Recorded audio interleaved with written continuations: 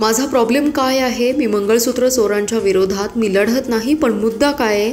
Vote चोरी झाली तिथे राजीनामा द्या आणि परत निवडणुका घ्या. आता हे महिनाभर चालेल. समाजामध्ये असेही काही लोक लागतात जे निंदा करतात. अलीकडे मीही अशी लोक तयार करू लागलोय, अशा शब्दात राष्ट्रवादीचे नेते जयंत पाटील यांनी पुन्हा एकदा गोपीचंद पडळकर यांना डिवचलंय. यावर आता एक महिना हेच सुरू राहील अशी मिश्किल टिप्पणी त्यांनी यावेळी बोलताना केली आहे. सांगलीतील एका कार्यक्रमात भाषण करताना त्यांनी विविध मुद्द्यांवर भाष्य केले. यावेळी बोलताना जयंत पाटील म्हणाले, अलीकडे या देशात एक प्रॉब्लेम झालाय. देशात सध्या वाचाळवीरांची संख्या वाढली आहे, कारण त्यांना मार्केटच नाही.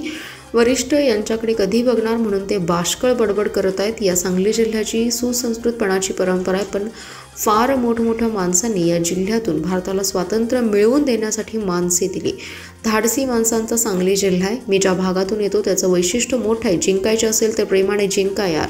समाजामध्ये जातीय तेढ निर्माण करून काही मिळत नाही. हा जिल्हा जसा डोक्यावर घेतो तसा पायाखाली देखील तुडवतो, असंही ते म्हणाले. तसेच या सरकारनेही सत्ता कशी मिळवली? वोट चोरीने ही सत्ता मिळवली. लोकशाहीवर घाला घालणाऱ्यांना आपण किती पोसायचं आणि त्याचा विचार आपण केला पाहिजे. बाबासाहेब आंबेडकर यांनी आपल्याला तुमच्या माझ्या मताचा अधिकार द्याला, त्याला सुरुंग लावण्याचं काम यांनी केलंय. या देशात कोणाला खड्ड्यात घालायचं आणि कोणाला वर काढायचं या पाठीमागे एक शक्ती काम करू लागली.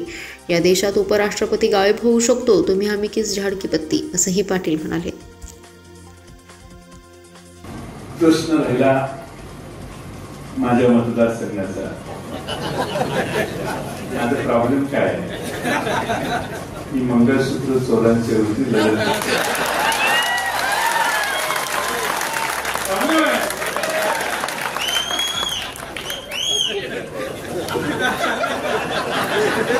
प्रॉब्लेम आहे ना, मी लगेच दिला असता.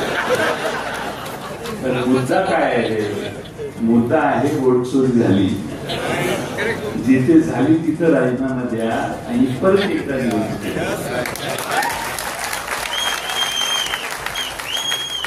आता एक महिनाभर चालेल.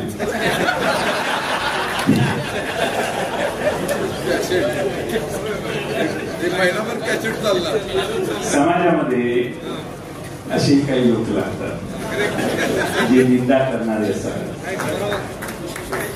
आता अलीकडे मी तयार करायला लागलो काही लोक. मी पुन्हा एकदा मला इथे बोलवल्याबद्दल आपल्या सगळ्यांचं, राजीव आवळे जे आमचे आमचे जुने मित्र आहेत, ते अनेक वर्ष आम्ही एकत्रित काम करतोय, ते इथे आले. मौला साहेब आले, त्यांचे मी मनपूर्वक आभार मानतो.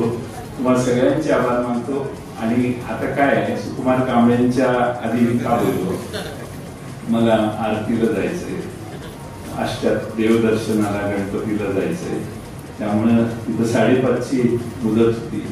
त्यामुळं मी तुम्हा सगळ्यांची, कांबळे सरांची नम्रपणाने परवानगी घेतो आणि पुढच्या मार्गाला जातो. धन्यवाद.